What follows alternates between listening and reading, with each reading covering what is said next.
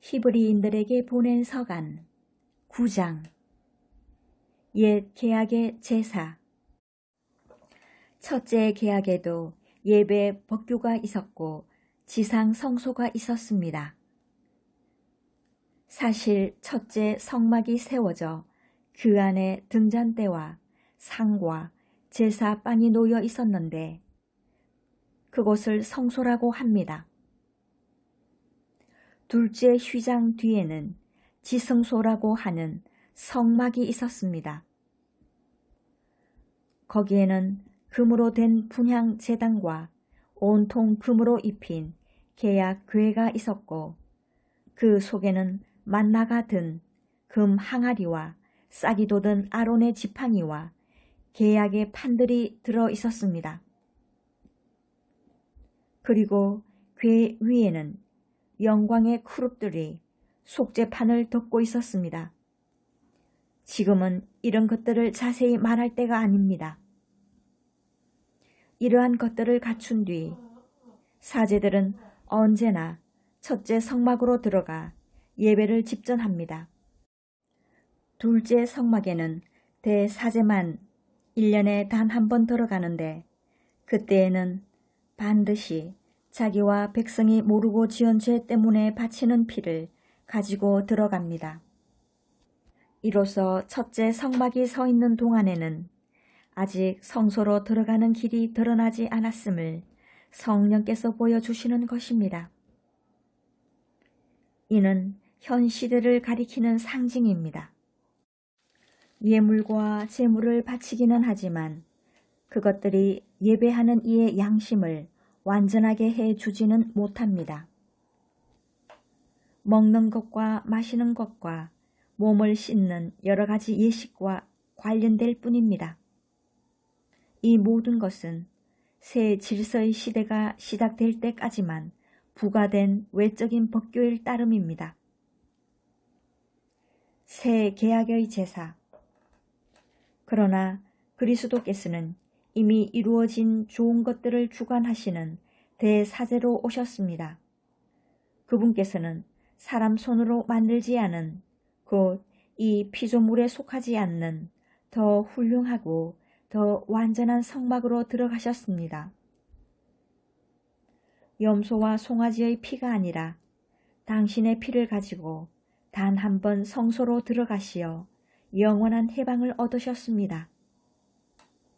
염소와 황소의 피 그리고 더러워진 사람들에게 뿌리는 암송아지의 재가 그들을 거룩하게 하여 그 몸을 깨끗하게 한다면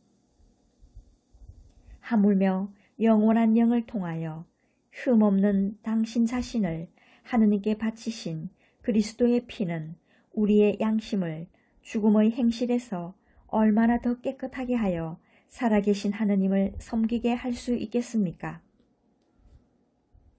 그러므로 그리스도께서는 새 계약의 중개자이십니다. 첫째 계약 아래에서 저지른 범죄로부터 사람들을 속량하시려고 그분께서 돌아가시어 부르심을 받은 이들이 약속된 영원한 상속재산을 받게 해 주셨기 때문입니다. 유언이 있는 곳에서는 유언자의 죽음이 확인되어야 합니다. 유언은 사람이 죽었을 때에야 유효한 것으로 유언자가 살아있을 때에는 효력이 없습니다. 사실은 첫째 계약도 피 없이 시작된 것이 아닙니다. 모세는 율법에 따라 온 백성에게 모든 계명을 선포하고 나서 물과 주홍 양틀과 우슬초와 함께 송아지와 염소의 피를 가져다가 계약의 책과 온 백성에게 뿌리며 이는 하느님께서 너희에게 명령하신 계약의 피다 하고 말하였습니다. 그리고 성막과 의식에 쓰이는 모든 기물에도 같은 방식으로 피를 뿌렸습니다. 율법에 따르면 그의 모든 것이 피로 깨끗해지고 피를 쏟지 않고서는 죄의 용서가 이루어지지 않습니다. 그러므로 하늘에 있는 것들을 본뜬 모상들은 이러한 의식으로 깨끗하게 할 필요가 있었습니다. 그러나 하늘의 것들은 그보다 나은 제물이 필요하였습니다. 그리스도께서는 참 성소의 모조품에 지나지 않는 곳에 곧 사람 손으로 만든 성소에 들어가지 않으셨습니다. 이제 우리를 위하여 하느님 앞에 나타나시려고 바로 하늘에 들어가신 것입니다. 대사제가 해마다 다른 생물의 피를 가지고 성소에 들어가듯이 당신 자신을 여러 번 바치시려고 들어가신 것이 아닙니다. 만일 그렇다면 세상 창조 때부터 여러 번 고난을 받으셔야 했을 것입니다. 그러나 이제 그분께서는 마지막 시대에 당신 자신을 제물로 바쳐 죄를 없애시려고 단 한 번 나타나셨습니다. 사람은 단 한 번 죽게 마련이고 그 뒤에 심판이 이어지듯이 그리스도께서도 많은 사람의 죄를 짊어지시려고 단 한 번 당신 자신을 바치셨습니다.